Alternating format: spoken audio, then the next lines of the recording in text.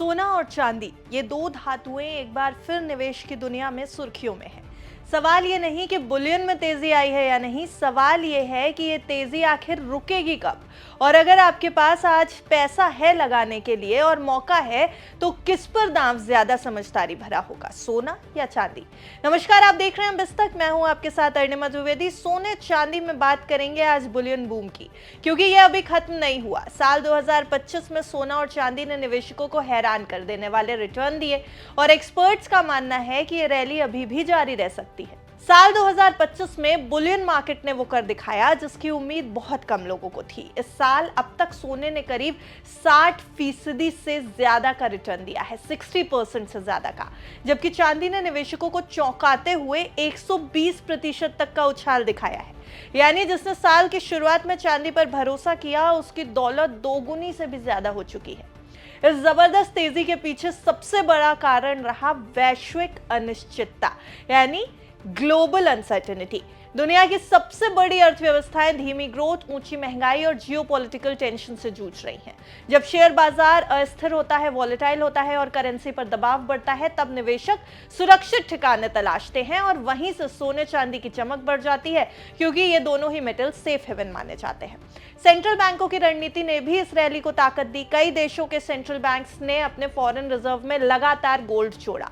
इससे सोने की डिमांड बनी हुई है और कीमतों को मजबूत सपोर्ट मिल रहा है। दूसरी तरफ सिल्वर की कहानी थोड़ी अलग है। चांदी सिर्फ निवेश का मेटल नहीं रही, निवेश की धातु नहीं रही, बल्कि अब ये इंडस्ट्रियल मेटल भी बन चुकी है। Electric vehicle, solar panel, semiconductor और हाईटेक इंडस्ट्री में चांदी की खपत तेजी से बढ़ी।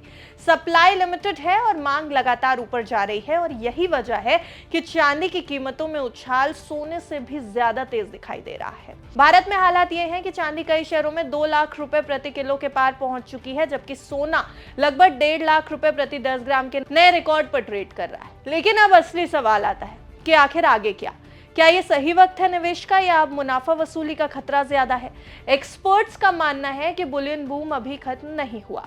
टेक्निकल चार्ट्स और डिमांड ट्रेंड्स बता रहे हैं कि अगर सोना आने वाले समय में 1.5 लाख रुपए के स्तर को पार करता है या चांदी 2,40,000 रुपए प्रति किलो के जोन को तोड़ती है, तो तेजी और तेजी से फैलेगी। हालांकि दोनों धातुओं का स्वभाव अलग है, दोनों मेटल्स अलग अलग नेचर के हैं। सोना ज्यादा स्थिर माना जाता है, यह महंगाई, करेंसी कमजोर होने और ग्लोबल संकट में बेहतर सुरक्षा देता है। लॉन्ग टर्म के निवेशक जो कम उतार चढ़ाव चाहते हैं, उनके लिए सोना अब भी पहली पसंद बना हुआ है। चांदी इसके उलट ज्यादा तेज और ज्यादा रिस्की है, यानी ज्यादा जोखिम भरी है। इसका बाजार सोने से छोटा है, इसलिए इसमें उतार चढ़ाव भी ज्यादा होता है। लेकिन यही वजह है कि तेजी के दौर में चांदी सोने से कहीं ज्यादा रिटर्न दे सकती है। एक्सपर्ट्स इसे मजाक में सोना ऑन स्टेरॉइड्स भी कहते हैं।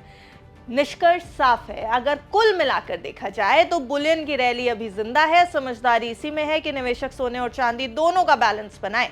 सोना सिक्योर है, सुरक्षा और स्थिरता के लिए सोना चुने और चांदी बेहतर रिटर्न की संभावना के लिए चुने। जल्दबाजी में पूरा दांव एक ही मेटल पर लगाना रिस्की हो सकता है, लेकिन सही बैलेंस के साथ बुलियन अब भी चमकदार मौके दे रहा है।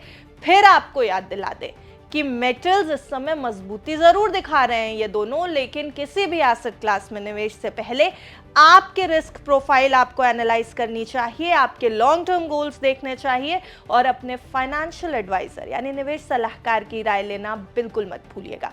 देखते रहिए बिस्तक।